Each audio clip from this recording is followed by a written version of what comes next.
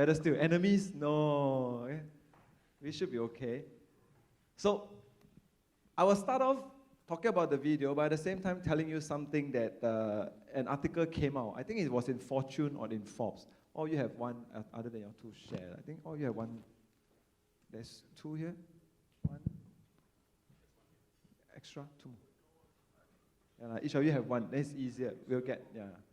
So, was it in Forbes or was it in Fortune? I can't remember, but it talks something about this. It says that personal computers was not invented in the 1970s. That was not a personal computer. Whatever is sitting in your house then, as a desktop, was not personal. What is personal computer? It is this. That's how personal this is now. And this is actually more powerful than the computer we had in 1970s and 1980s, right? So this is personal. And this is exactly why this topic came into play, big data. But big data itself can't define. So I normally do not read scripts of my guests because I can't tell you better than yourself, right? So you have one question where all of you will answer, what is big data and why does it matter to you? Doesn't matter where you come from. You're from Y3 Technologies. This is Robert Yap. He doesn't look like the Robert Yap yesterday, right? But they come from the same setup. Sorry. This is Robert Yap. He works with Robert. He's the deputy chairman of Y3 Technologies, which is owned by Robert Yap. And then we have Prof. Chip, all the way from USA, Georgia Tech, right? And we have Dan. Dan is from Software AG. I suppose he's from Germany, because it has an AG there. Rathinakumar from Oracle. And then we have Frans. Are you from Germany? No, I'm Dutch. Oh, you're Dutch. See, I confuse myself all the time.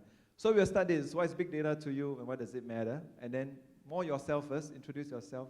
Maybe you start with Robert Yap since Robert Yap talks yesterday, right? So you know the new Robert Yap now, right? And then we move it this way, okay? Good morning, everybody. Good to have you here. I heard it was a sellout crowd here yesterday, and it's still a good turnout. Glad to be here, privileged to share with you some thoughts on big data. A little bit about my background in here. Y3 was a recent appointment that I took up to essentially, build one of Singapore's notable companies, Y3, to the next level in terms of achieving greatness, not just in the region, but hopefully globally. My background essentially is that up till 31st of December last year, I was the president with DFS Venture, which is owned by LVMH. I sat on the board of IBM Global Advisory Board, so I need to tell the Oracle guys in here, for about 9 years, together with Gino Rometty and also Sam Parmisano. And I'm also the chairman of the School of Information Systems for SMU, with all due respect for my Georgia Tech professor next to me. Deeply love the subject of technology. I ran both technology globally for the group, also for finance, procurement, everything corporate services that my chairman didn't want to do, I was actually doing it. Had about 2,200 people globally reporting into me. What about big data? Big data, I think, cannot be taught in isolation without analytics. I actually met one of the greatest scientists in the world, in my mind, David Ferretti, when I was on the board of IBM about 2 years ago. David was a guy who actually built a tool called Watson's. How many of you have heard of Watson's?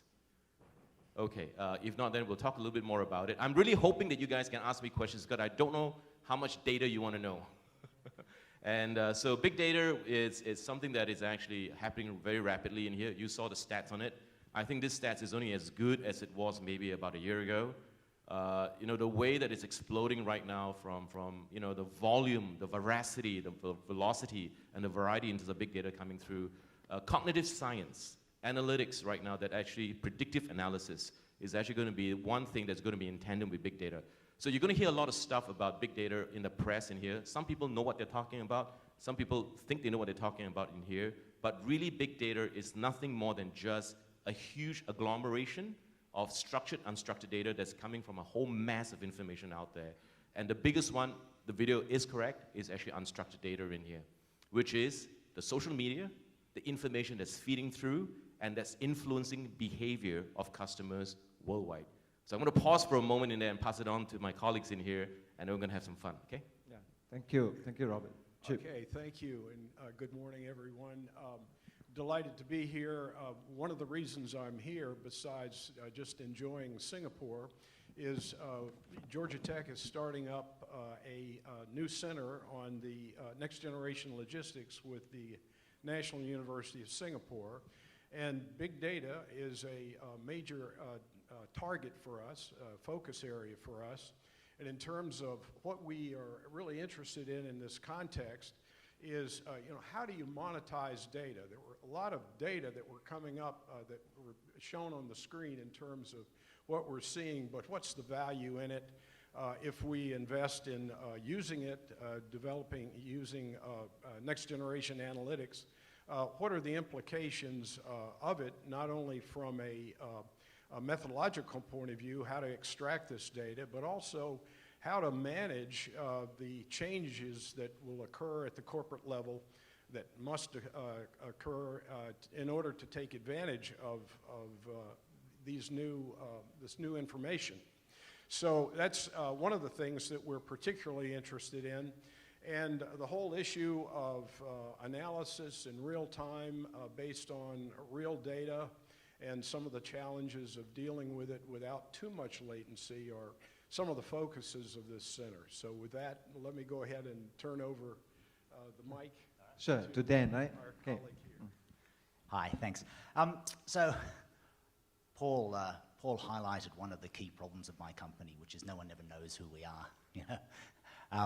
I like to joke that we're the biggest software company that no one's ever heard of. So I should give you a little bit of background about Software AG because we're a big company. We're a top 25 software vendor. We're the number 2 software vendor in Germany. Everybody knows who the number 1 is, right? One of our major industries that we sell into is manufacturing and supply chain. Some of the biggest companies in the world, the Johnsons & Johnsons, I'm not supposed to say their names, so I shan't, but I'm sure you've all got devices from companies that run their supply chains worldwide with our software. And you've got to think, I can understand why these guys are here, and I know why this guy's here, and this guy's supply chain guy, I know why he's here, and why is Software AG here, And I kind of think there's sort of 2 relevances to why we get invited to this, The topic we're going to talk about today, it's a university topic, It's high-level stuff, it's sophisticated stuff. My daughter wants to go to university, but I keep telling her she's got to go to primary school first, then she's got to get through high school first, and then she might get to go to university. And I think it's the same sort of thing with big data, and one of the relevances, I think, for us, and why we're here, is because before you're in a position to harness the value of big data, you need some basic foundational capabilities in there. You've got to get the data, so there's a connectivity question. You have to do something with the data, and when it gives you an insight, there's some action there. So there's action, there's a foundation. And typically speed is important as well. My taking my action in 3 weeks' time doesn't necessarily help me that much. It needs to be done quickly. So these are the foundations, I think. And just like I can't go to university without high school, so too I need that foundation. And we provide that. Congratulations, you've graduated from high school. From the university perspective in big data, we also then provide the analytical tools to look for those patterns and look for those insights and what have you. So, both sides of the coin. What do I think about big data? I talk about my daughter. Spent a lot of time talking about my daughter. And we're probably all in the same situation. She's reading a book and she turns around to me and goes, "Daddy, what does this word mean?" And I'm sitting there thinking, well, I know what it means, but I can't explain it. That's the simplest possible word, and so too is it with big data. And I was thinking about what is big data. And I thought, it's probably easier. We all understand big data. It's a lot of data, right? But I don't think that's really the point. And I started thinking about what big data is in terms of what it's not, And I think that perhaps can be helpful. First of all, I don't think big data is about data volume, which may seem strange, but basically, my big data might be your version of massive data, It's not about how much data we've got. Everyone's got different sizes, and I don't think we can say that you're doing big data because you've got a lot of data, and you've got less data, so it's not big data. So I don't think it's about volume. Also, I don't think it's simply about capture and storage. If I might have 7 years' worth of financial transactions stored there, so what? You're not doing big data. It's not simply about having a volume of data and keeping it. And then I think the that think big data is not, it's not about just static data. You know, it's not just about being able to analyze years' worth of information to look for patterns and insights. So that's what it's not. What I think big data is, actually I think it's an attitude. You know, I think big data is an attitude that says, I understand that the data contains patterns, contains insights, the data can reveal dependencies, and if I can glean what those insights are, then I can drastically improve my business. You've got to have that attitude. And if you then have that attitude, you then say, all right, now I want to use my advanced statistical techniques and advanced algorithms and what have you to find out what those patterns are. And I think if you're doing that, then you're doing big data, you know? So a slightly different view on the world. It's okay, you have different view. The part where my daughter asked me words that I don't understand, I told her that there's one universal answer. It's called GOOGLE. All the answers are there. Including big data. Don't believe it, Google, it'll tell you the answer. And then you'll know the definition whether they are right or wrong. Now, come on, Rathinakumar. Thank you, Paul. Good morning, everybody. I'm very delighted to be here along with these experts. So my name is Rathinakumar Vaidyanathan, quite lengthy, and he had a big challenge. Hey, how do I shorten your name? I said, okay, call me Rathina. I'm working for Oracle, managing supply chain applications for Asia Pacific, team of experts, both innovation, logistics, demand, supply, all that kind of applications we handle in my team. And prior to Oracle, I was working for Caterpillar, managing their manufacturing and supply chain in 80s and 90s. Yeah, okay. I know 80s and 90s we had MRP1, MRP2. Now we have seen the evolution to big data we're going to talk about today. Yeah. Oracle, I'm sure all of you know. It will be a stupid question if I ask you guys, do you know Oracle? Yeah? So Oracle has got complete, applications covering the entire business process, for any organization in different industries. Obviously, we have, the cutting-edge technologies to support our applications. Okay. In the relevance of big data, one of my sons, my elder son, is actually doing MS in supply chain in Boston. He came and asked me, hey, Daddy, what do I do with big data? What is it, big data? I mean, what's so different? What's the difference between the existing applications and the big data concept? I just thought for a while, we are talking about analytics, we are talking about transactions, capturing data, synthesizing, but this has been there for quite some time, isn't it? Yeah. But what is the new dimension big data is bringing in? Yeah. And why is this far? Okay. So I took a kind of 5 minutes time to explain to him. I hope I can repeat that here. So I told him, okay, big data. You are right. We have this for so long. Okay. BI application, transactional system, ERP, supply chain optimization tools, everything is there. Okay. So I told him, okay, big data, there are two things you need to understand in terms of definition. Okay. One is the volume, variety, velocity, right? Volume, there are nice statistics, Paul, I'll put that in the video. There's going to be 40 trillion gigabytes by 2020, right? The data that you have here, 90% of them were generated just 2 years ago. You saw that in the video, 80% of them are unstructured. Please note the word unstructured, that's the variety. The variety of data is generated across the supply chain. For example, it could be structured or semi-structured or unstructured, okay? And the velocity, the speed at which these are generated, as I said, what will you see in 2020 is a massive amount of data, right? And so big data essentially is actually addressing a lot of these unstructured data at different business processes, starting from innovation or a customer experience or demand planning or forecast management or S&OP process or logistics, distribution, tracking. So the amount of data that is generated in an unstructured manner, essentially there's no tools currently will be able to address it more effectively. So big data is essentially going to help you to address that piece of it, right? The volume, variety, and velocity. And obviously, once you get this data, the analytics. Okay? But to do all this, you need a massive computing power. That's what is the big difference. The massive computing power that you need is available now to support this and have the ability to capture this unstructured data, complement to the structured data on all the applications that you have already, and help you to create a business insights. Okay, the business insight that will help you to make a lot of decisions and run your supply chain more efficiently. I think that's what I explained them. I think we will have a lot more conversation around this topic. Thank you. Thanks, Frans. Hi, Paul. Thanks, everybody, for being here. My name is Frans. I'm the General Manager of AEB. And what we provide are solutions, software solutions for supply chain management and global trade. So when Paul sent me the questions, the first thing I did is, of course, look on Google what it really means for the supply chain.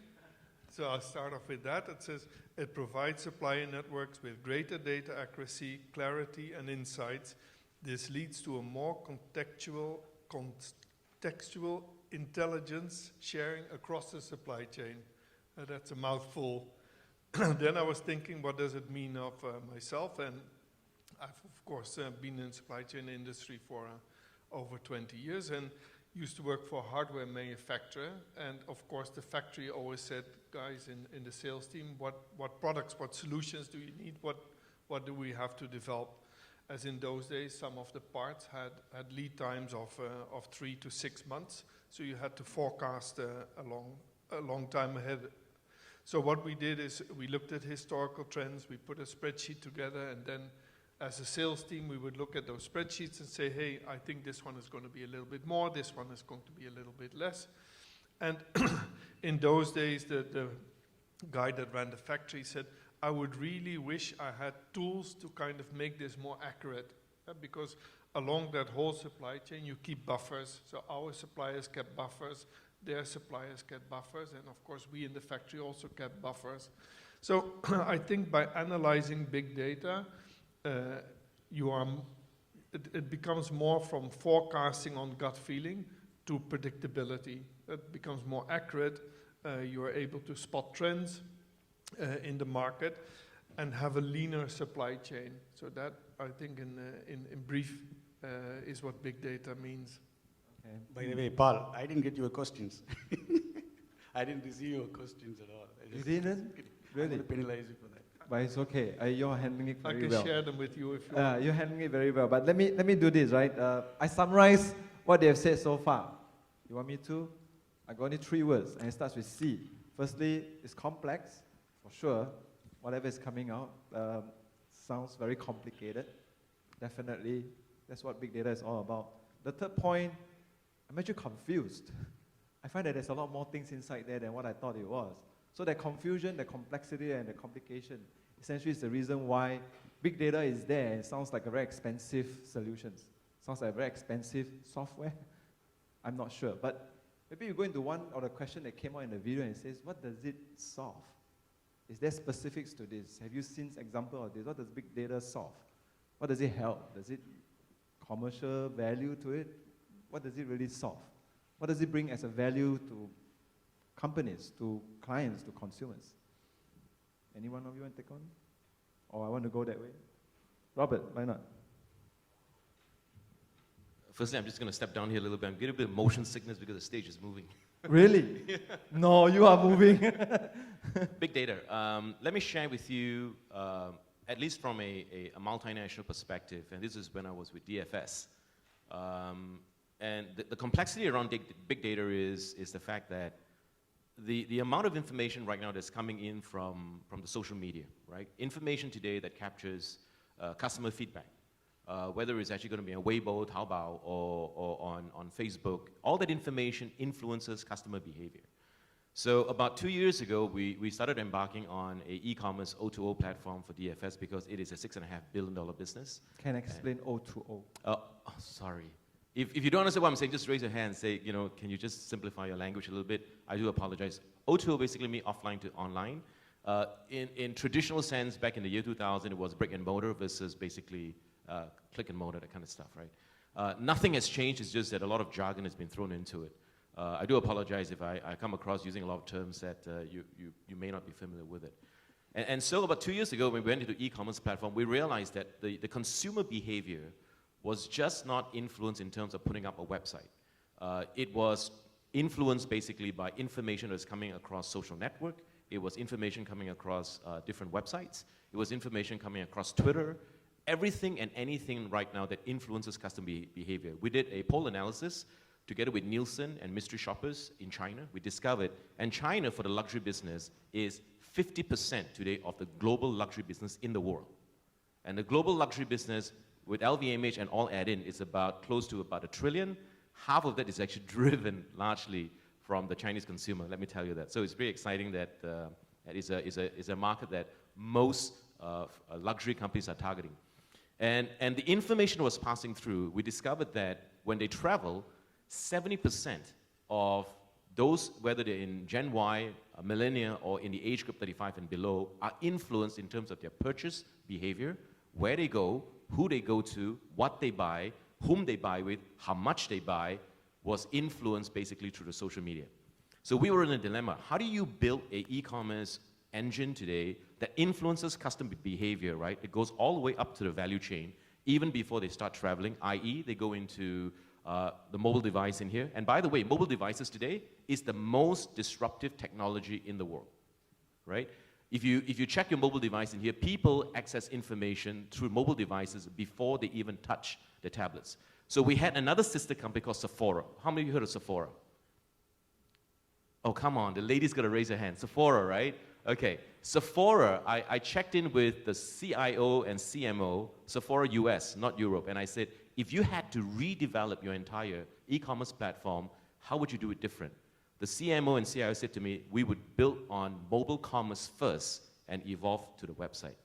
70 to 80% of all transactions on Sephora US, which is an $800 million e-commerce business, is through the mobile device.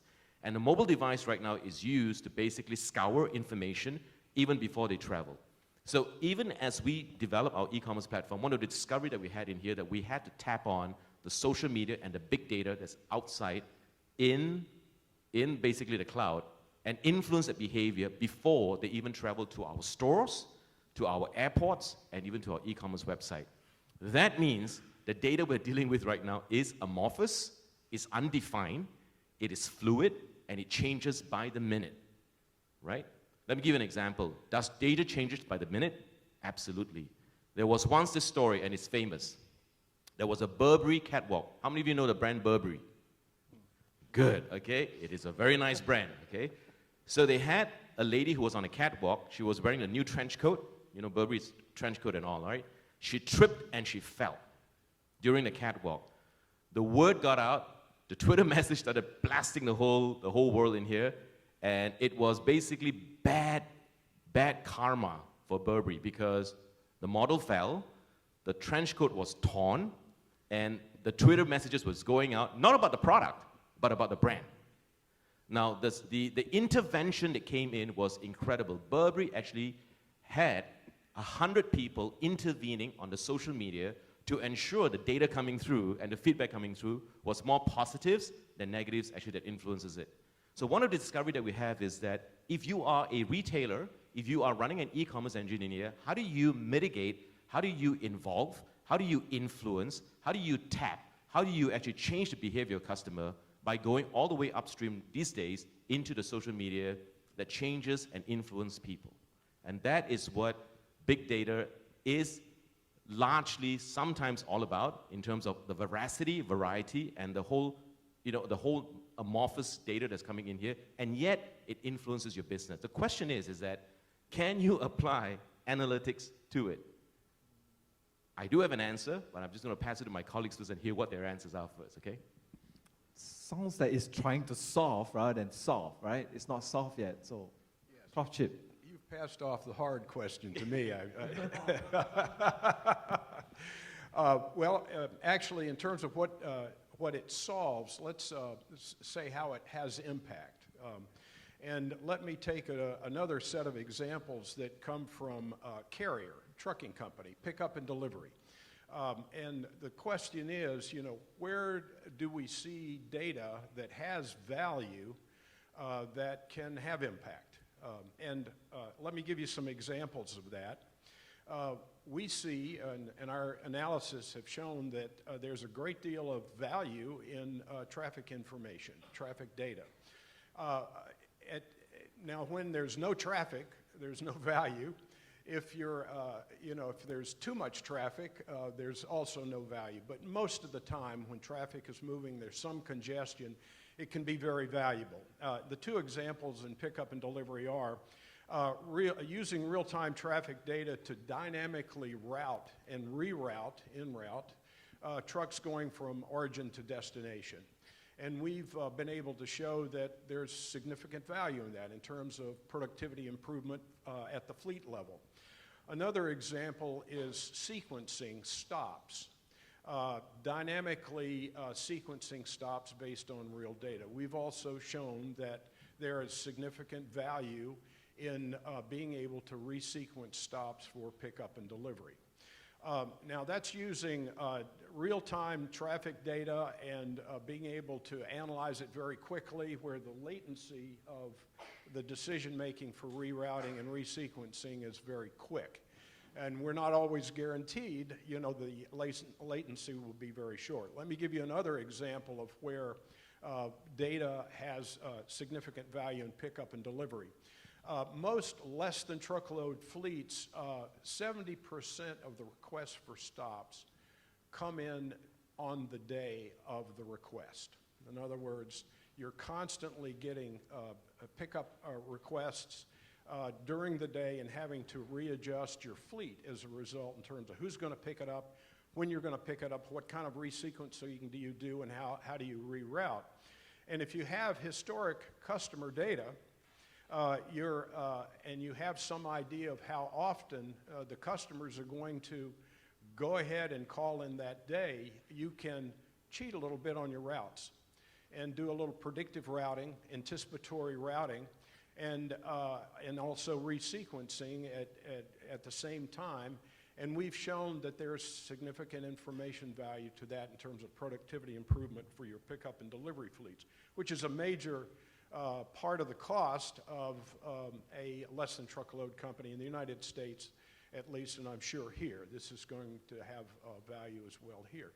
So we have examples where we can see, theoretically, 6 to 12% increase in productivity of a fleet, given this kind of information, in circumstances where there's not too much congestion and there's not too little congestion, which is typical of cities.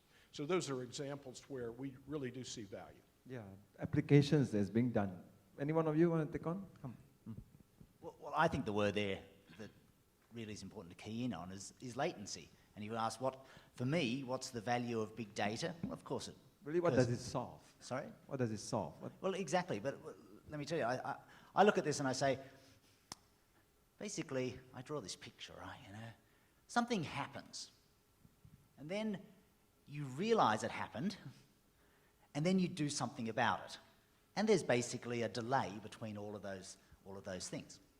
And the more that you can compress the delay between occurrence and identification, and then identification and action, the better off you are, either to mitigate some problem or to actually seize some opportunity. It could be a sales opportunity.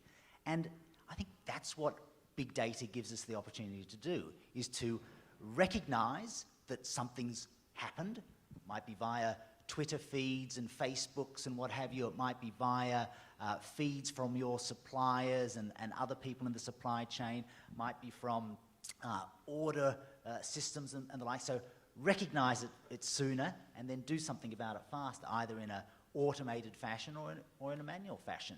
And you gave some interesting examples. One of the really interesting examples that we like to talk about is the concept of predictive maintenance. You've got shipping fleets or fleets of trucks rolling around. We have customers that do this, or at least are sort of investigating how to be more accurate about this, and they break down. And that has a big disruption on the supply chain. Everything sort of filters down. Everything gets delayed from there. I expect the shipment to arrive here. It doesn't. Everything, there's these ripple effects. And so what organizations are trying to do is we can predict, based upon monitoring engine temperatures and speeds and velocities and brake temperatures and other sort of mechanical things, we have a pretty good way of predicting the likelihood of an engine breaking down and causing a disruption. And that's all a big data. It starts by analysing the historical data to say what are the factors that might lead us to do this, point number one. And then point number two, monitoring those factors in real time, recognising that pattern sequence of events that says, hang on, this could be a problem, and preventing it before it actually becomes a problem. And it's those sort of problems, and there's hundreds of them, that are all about doing stuff faster, real time, recognising and then acting. Sounds interesting. I think we may end up with a Minority Report. Yes. I don't think you guys Yeah, absolutely. predict and then kill the killer before the killer kills someone, right? Or something like that. Sounds kung fu also. Okay. Yep. Sorry. Yeah. So yeah, thanks. What does it solve? I think it depends on the use cases, right? Because when you define the supply chain, you can start from product development, sourcing. Then when you put the product into the mass production, it starts. Then you start doing the demand planning, supply planning, S&OP, and logistics distribution. So the impact of the big data depends on the business use case that you take and then try to solve it, right? They talked about logistics distribution efficiency, and he talked about predictive analytics. So there are many, many examples, but one of the key things which I want to also highlight here on top of this is the customer experience. Okay? Why these companies are existing? How do they exist? How can they get the competitive advantage? By offering innovative products and innovative service offerings, right? Depending upon the industry that you are in. So how do they really get to know the product that the consumer needs? You need to have a consumer insights. How the consumer insights come into an organization, can you just imagine? There could be different sources of consumer insights and every organization captured. Okay? Let me give you one simple example which happened to us. If you are owning an iPhone or Apple products, I walked into a local service center when my iPhone was having a problem. I waited there for 2 hours. They solved it. They replaced the speaker in the iPhone. Then I just came back and looked into my iPad for checking my office emails, and suddenly I got an email from Apple directly and asking me, hey, you just visited a service center, okay? Think about it. It's an email. Yeah? You just visited and your iPhone was solved, right? So what are the things that you have understood? So they have asked some basic questions, about the product, about the process, about the service the service provider provided. Yeah?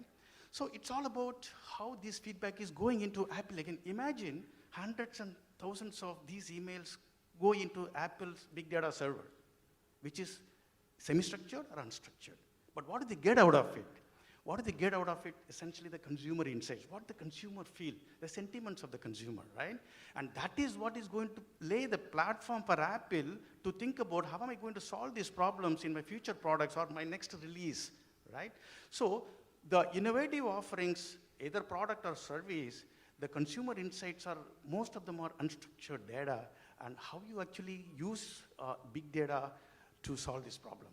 When they do it, obviously there is a big business impact, isn't it? Yeah, right? That's one simple example. And another one is possibly the airlines. So one of our customers, Southwest Airlines, so they had the one frequent flyer program. They felt, they were changing their business model, moving away from short haul flights to long haul flights. So they wanted to refine or redefine their, the frequent flyer program. Okay. So what did they do? So they formed a team. Okay, they decided how my data is going to be collected from my consumers to understand the existing sentiments of my existing the programs or the loyalty program. Okay, now so they did the qualitative and quantitative research and feedback surveys. A lot of unstructured. And how this data is actually captured from all these existing customers install base, and then did an analysis, and they totally revamped the program. Again, an example of how they can use this big data to help them improve their loyalty program. So they have come up with a more efficient loyalty program, which really resulted in, the retention of a lot of their customers or improve the even customer base. Okay, more attractive program, right? So to conclude and summarize, the business use case, the impact depends on the business use cases and depends on the enterprise-wise big data strategy of the individual companies. Okay, they can take across the company all the processes to do an enterprise-wide big data strategy, or they can pick up only supply chain enterprise-wide strategy, or they can pick up only logistics process. So it depends on that, your impact can be realized. Okay, thanks. Thank you. Yeah, of course, just listening to all of the case studies and the examples that have kind of been explained, just three things come to my mind. Is in what I see as a trend in this is basically how do you get the unknown into known? Yeah, so how do you anticipate events that have not happened yet based on predictability and chance of them happening? The second thing I hear is how do you analyze mass volumes of data? So there are so many data points, so many points of data collection. When people use mobile phones, they walk around, locations are known, times are known, clusters of mobile phones are known, traffic patterns are known. How do you analyze that and do something useful for it? And the third part that I see in this is that where, of course, traditionally, if you wanted a customer feedback, the customer filled in the form. You received a certain amount of forms. You entered it in your system and you discovered trends. And now with the coming of social media, all this feedback that you get from your customers is unstructured. People post on walls, they do Twitter, they post Instagram pictures.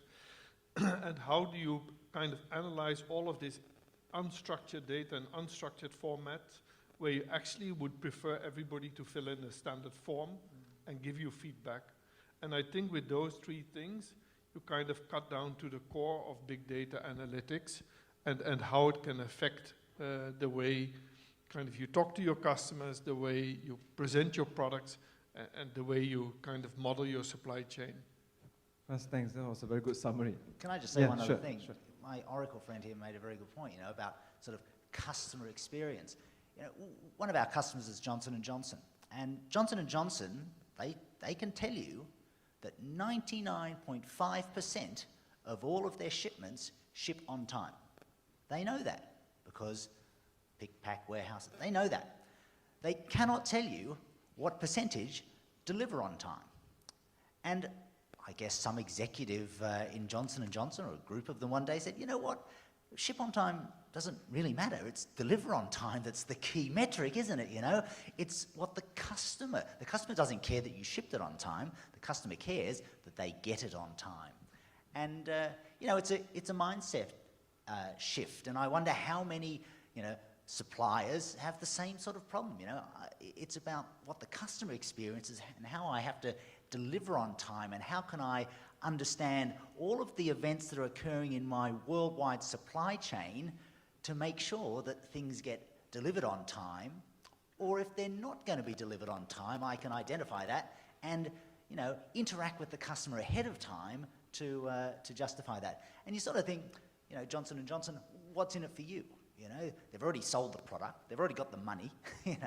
Whether it gets delivered on time doesn't really matter to Johnson & Johnson, except from the perspective of customer service. And that is important enough to them that they make a very large investment in monitoring everything that's going to happen in the global supply chain. So the customer is the king ultimately, right? Let me take this part and then I go one layer higher, which is this. The way you guys describe and experiences of the various customers, it sounds like big data is only for big companies, Johnson & Johnson, IBM. It sounds like only these guys can afford. And the way I look at it is big data is a very expensive investment. The video shows that most companies are not ready. So the question goes is, I know companies are looking at it. Are they looking at it like an observer, just looking at it and wondering what's next? Are we at the early adoption stage? Are we at that stage whereby we are hitting a plateau? Or are we at a point whereby we're looking at this particular big data is only for big companies? That means SMEs can't play, nobody else can play, only big companies can play. What are we looking at? Can I take this question, Paul? I think that's a very important question. Definitely, we are in the early stages of adoption. Yeah, I can throw statistics here.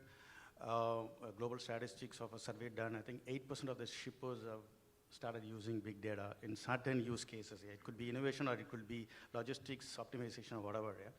And only 3% of the, 5% of the LSPs have started using the, the big data, globally. Okay. So I think that shows that it is yet to take up. What are the reasons for it? Okay. Is it only for the big players or mid-size? Can also happen? Yeah, that's a very valid question. If you look at some of these applications, even his organization, we all have, even without big data, we all have applications which addresses optimization problem, planning problem, forecasting issues, I think even that is not being used by most of the organization effectively. Okay, so I think one of the first things that every organization has to look into it, how do we first use those things, and to the extent possible, how can they still get unstructured data into the existing applications and tools to optimize investment, right? Okay, so keep that point aside. Now, what are the main difficulty of companies relucting to, having reluctance to adopt? One is the cultural thing, obviously, because not everybody embarks on, the big projects, right? And two, it's very expensive. Definitely it's expensive. The infrastructure that you need, also very expensive. So unless there is a very clear business case and the business value brought in, which essentially have to be considered as a big a strategy or enterprise-wide strategy with the blessings of the top management, otherwise it is not likely to take off. Okay. The third aspect of the skills. I think you talked about the skills, right? The expertise, the data scientist. In Asia Pacific, particularly, even supply chain role is still maturing. There are a lot of organizations still yet to have a proper supply chain vice president. They're still production planning guy, production persons, but there's not really a proper structure. Now we are going one step ahead, talking about big data, which needs the data skills, the data scientists, that what we call. So the organizations are getting into recruiting this talent, which is really scarce. You call it chief data officer or chief, what do you call it, the digital officer or whatever, right? So I think the lack of skills is very important, and that skill has to have a business process knowledge as well as the industry knowledge. Otherwise, they can't make sense out of the data that they're analyzing it, right? So these are the few reasons why there is a difficulty of, adopting these practices. Okay, coming back to the second part of the question on, is it only for a big company? Obviously, if it is, yeah. But the opportunity, Oracle, for example, provides cloud computing. The concept of cloud deployment is essentially offering the customers ability to quickly adopt these solutions as well as it's a lower cost of your capital, right? That's a concept of a lot of cloud deployment options, right? So I think that is probably an opportunity for even mid-sized companies can think of. Don't look at the enterprise-wide strategy, but pick up the use cases that is going to give you a lot of business value, okay, that you are looking for, and pick up that use case, try to embark on small amount of projects. You probably use cloud computing. So I believe, yes, it is meant for big companies, but small companies can also embark on it if they come up with the right strategy to adopt it. Yeah, thanks. So you have adoption that is like worth $2,500 a month, and you guys will sign? Sorry? No. So I mean, it's expensive, right? So how cheap is expensive cheap, right? From Oracle side, your cheapest solutions for big data? No, okay. Sorry, Vijay. Difficult question to answer, yeah. Thanks. Your cheapest solutions for big data is $2 million. One. Thanks, Paul. Okay, sorry.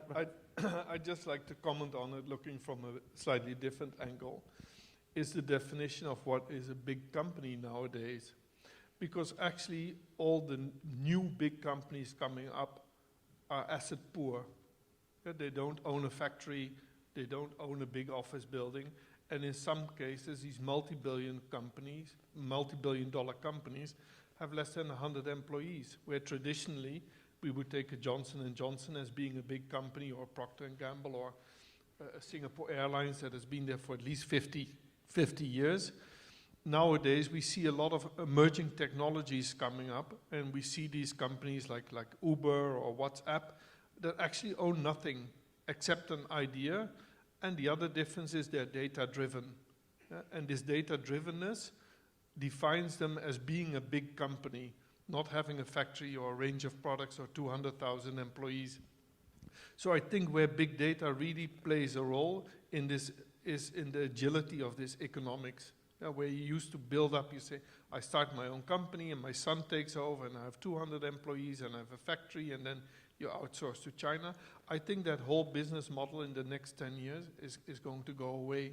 these bigger companies are going to be challenged by innovative startups that have an idea, that are data-driven, consumer-focused, and don't invest in assets, but invest in data. I read one statement. So data is going to be the currency of the future. Very nice statement, isn't it?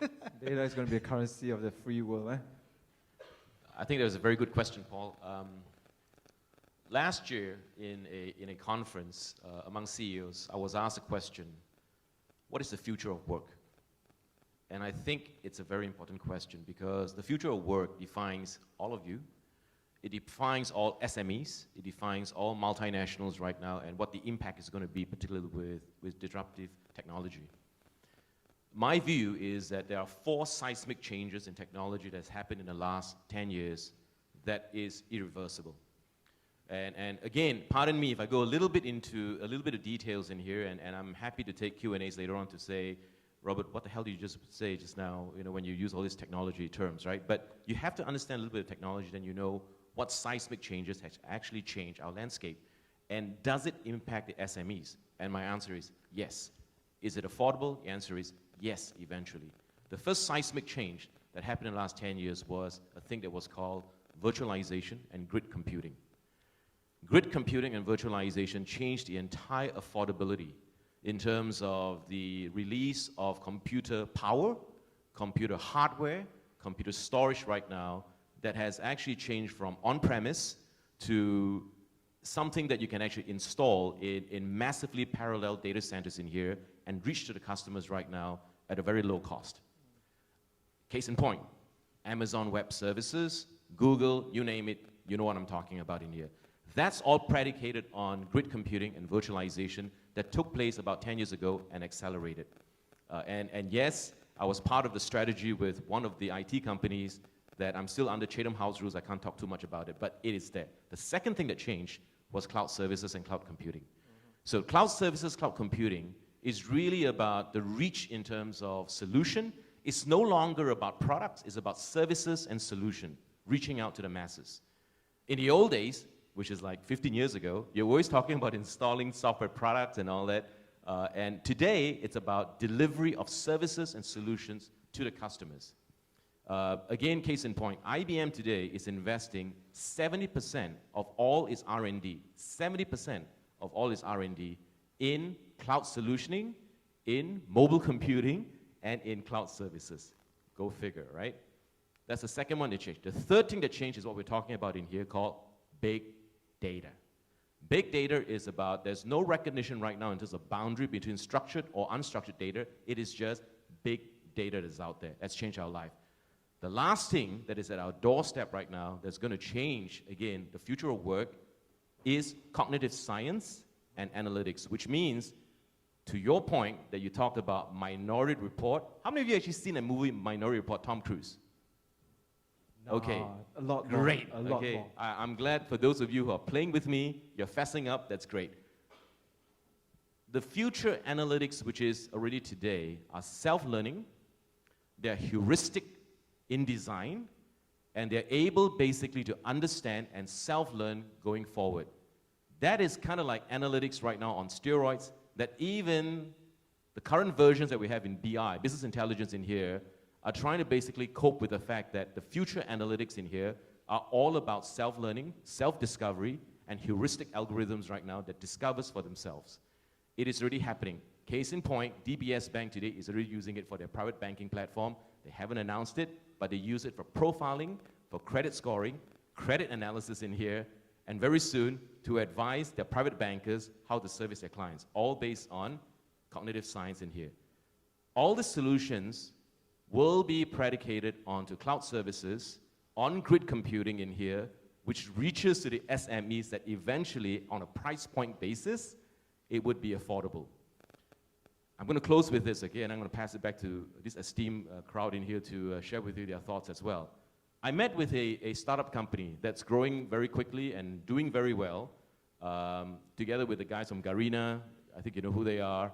And there was this company. So I turned around to the CTO and CIO and said, you know, you're building right now a startup company. Tell me, how much do you pay for your entire solutions, your data center support, your entire delivery in terms of servicing essentially about 5 countries here in Asia. I was shocked when I heard the answer. He's paying $600 a month, okay, for all the networks, for all the cloud solutioning, for all the applications, for all the virtualization right now that services 5 countries in the region. Now, I sat back and I thought, I'm running Y3 right now, okay, and I'm doing from e-commerce, CRM, all the way to supply chain, all the way to the last mile in here. How am I going to beat that? This is called AWS. I can't I won't reveal which company and all, but I can tell right now is that it is very compelling. It is at our doorstep. Service, solutions delivery at our doorstep is more affordable than you think it is. It is a disintermediation and a huge disruption to the space. And Alibaba has now come back with their own solution, which is called Ali Yun. So it's happening.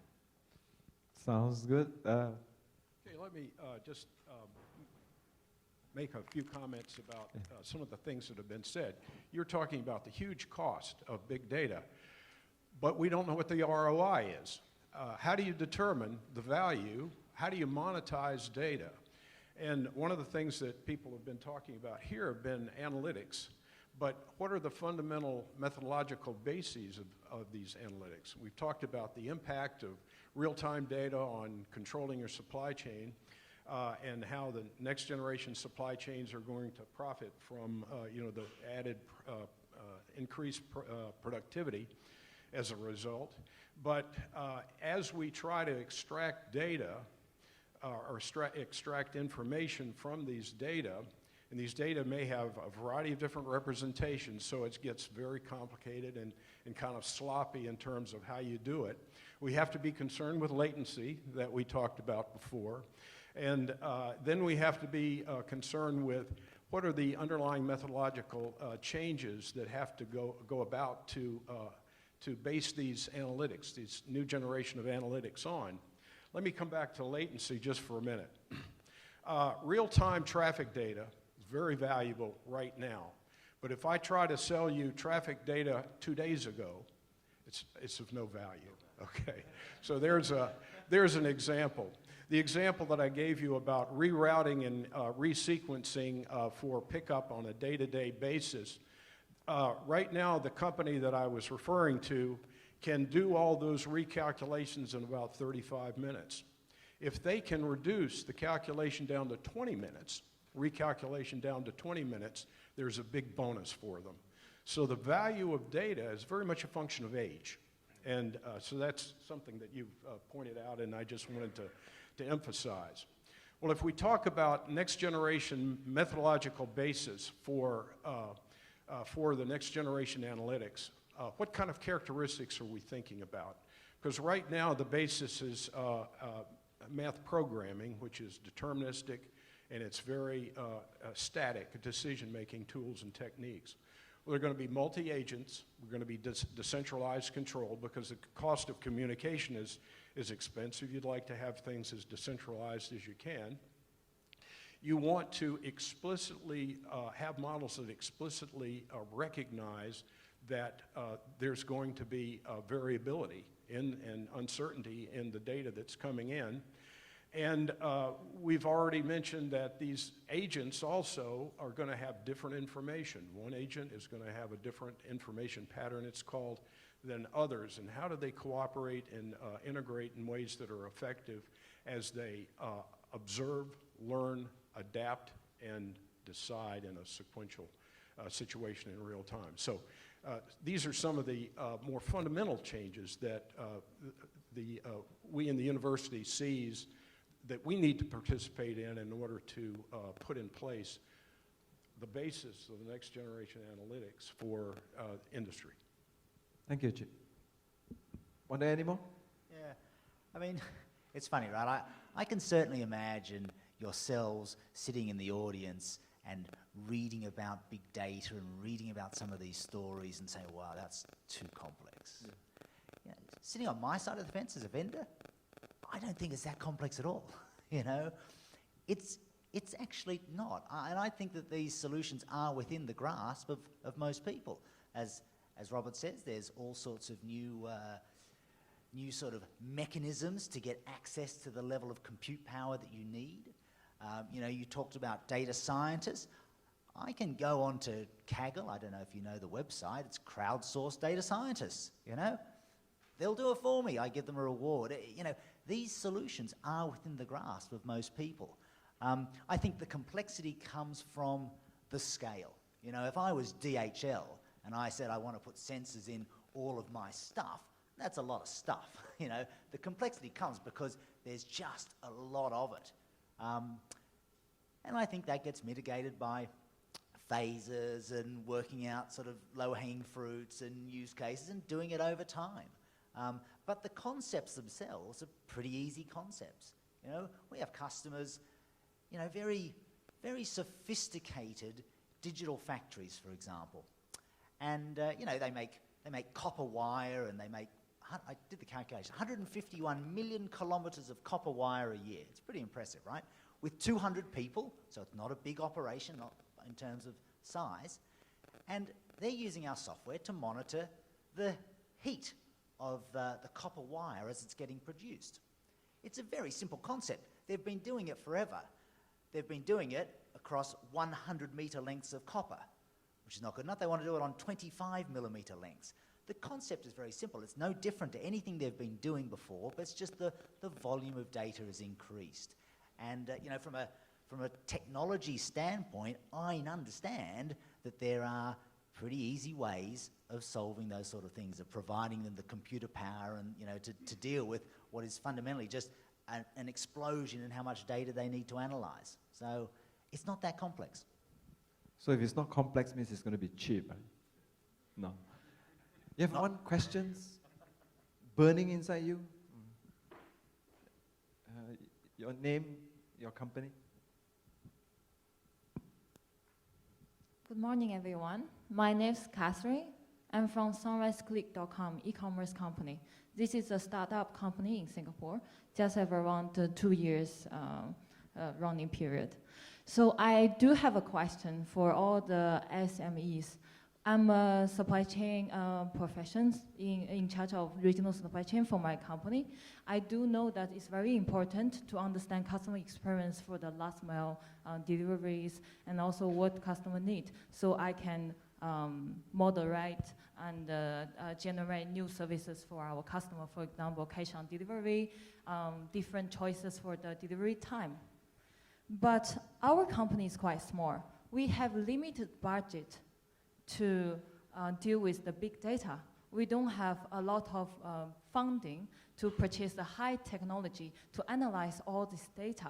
We have some solutions for ourselves. For example, we may realize Facebook is one of our platform to receive customer feedback, so we focus our manpower to analyze Facebook feedbacks.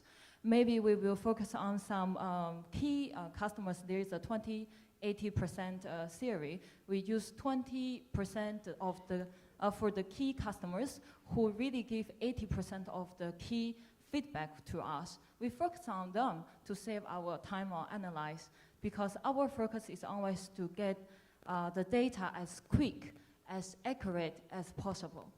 So facing this situation of lack of budget, the situation of lack of manpower of analysis for startup company, how is your opinion regarding this challenge? Yeah, I hope my question is quite clear enough. Robert, answer your question just now. Somebody did this for $600. No. Let me clarify that. I think your question was different. Your question was, you're a startup company right now, and your business is doing well. I trust, and I hope, and I sincerely wish for you.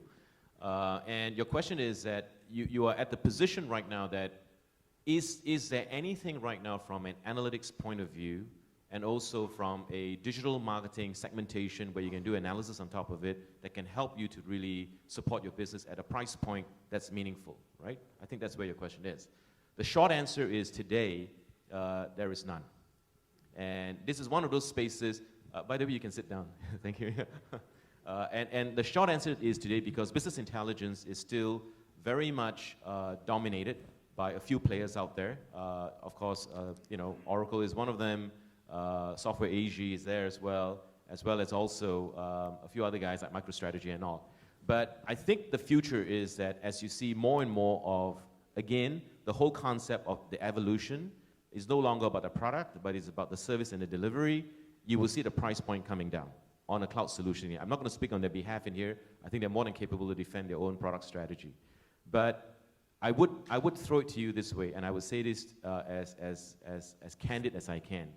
For most companies today, the ubiquitous and the most prevalent and the most well-used tool to do a lot of analytics and a lot of crunching is still Excel spreadsheet.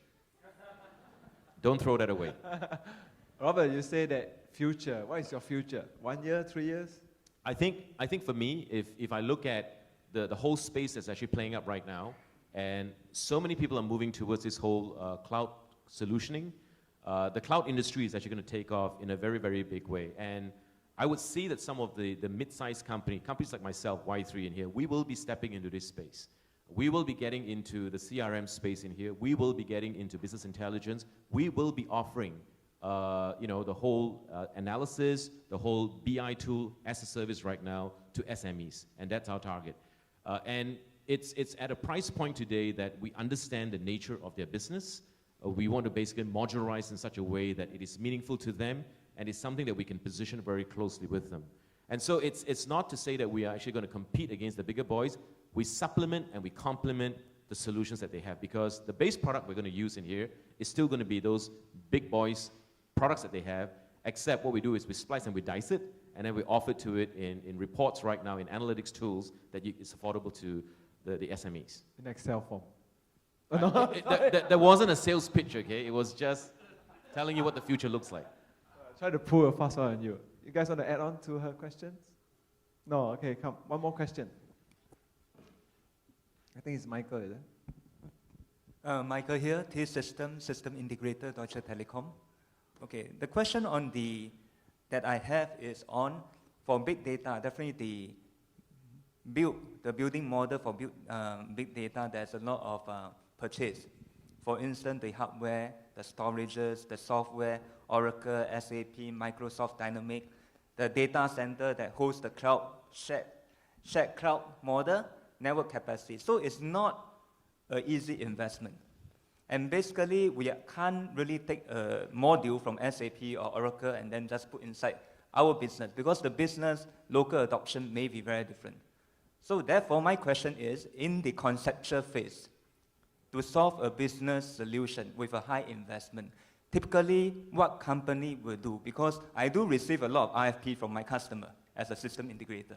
How does the company, for instance, Smart Nation that we are doing now, how do they conceptualize the solution that meet the local adaptation? Because every business is different. If you are in Myanmar and you are in Singapore, big data means different things. So how is the concept phase being done properly so that in the implementation phase, there won't be a lot of unplanned costs, or I would say buying a tool that doesn't have any use at all? Yeah, that's my question. Want to take it on? Any one of you? I think it's a very relevant question. Yeah, you are right. A lot of things are involved here, and so I've seen companies spending a lot of time before they just run into this big data projects, right? So definitely they have to go through this phase of planning and coming up with a strategy. So what I have seen is, they probably have engaged the business process consulting firms, right? And to start with a look into the enterprise-wide strategy, which business processes really they're going to focus, which is likely to give them the value or a benefit. So the entire the business case is actually being analyzed even before they jump into this. Okay, they may find probably, hey, should I really look into logistics process? Should I look into my planning process, or maybe the innovation process, or product development, or sourcing, or supplier network design, whatever, right? So what they typically have seen is, they involve a lot of big stakeholders, chief marketing officer or design or even operations supply chain, the right stakeholders, including the data scientists. So this is something which have to be done as a team effort even before you jump into it. So the other step, which probably, testing the pilot, because, so this is high value investment, right? So once you decide which process you are going to really look into or a focus for the big data, and you have to do a piloting.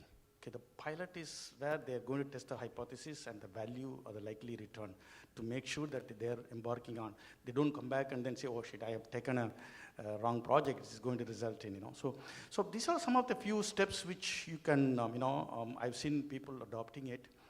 The scale of this process, how much time they're going to invest in depends on the scope, yeah, okay? So it's like any other project, you still have to build a business case, otherwise you'll be wasting your money, isn't it? Yeah. Thanks. Robert, you got something to say? Okay, so for the supply chain experts in this room, again, I ask for your understanding that I'm going to go a little bit technical with the question the gentleman asked. He asked a very important question. He said that for SMEs today, with the price point today, with the big players in here, affordability is an issue. What do you do? I think that's your question, right? So I'm going to go a little bit out of the reservation in here. I know that the Oracle is staring me right in the eye in here. And this is what I would do personally. This is just my take on it. If today you're a system integrator and you have basically a client right now that is a small, medium enterprise, which basically means that budget is tight. The solution needs to be something that's robust for their size. And you need to basically implement it in the quickest of time because really, push to shove, they really need a solution very quickly. I would go on 3 things right now that is most important. Number 1 is that your database that you choose as your platform, it is so critical. Okay, I'm just going to park it there. So because the data essentially is going to be the storage, both your structured and eventually some of your unstructured data in here. So the choice of your database is very important. Number 2 is go check out open source for applications. Okay, I'm just going to stop there. Open source for applications because today that is a big pool of applications out there. If you're talking SMEs that's available, that is actually quite pervasive in terms of usage in here, and there are forums that support that open source systems out there, and they could be even of an ERP material, and it is free. Okay? The third one is that I wouldn't do any on-premise hardware installation in here. I would go cloud. I would go infrastructure as a service. Okay, that's just my opinion. Okay, that's also the time I'm going to stop everybody, right? We're at 10:30. It is a very interesting topic only because it has a lot to do with dollar and cents, and it actually help a lot of things. But it's very complex, I said just now, complicated. I think the confusion is somehow taken down with all the explanation that you guys has gave. We thank them, the expert panel. Ideas are fantastic. So you can catch them over tea break. Tea break now is on 2 sides. One is outside, one is inside, right? So I see you guys back here at 11 a.m. Thank you very much. And on time.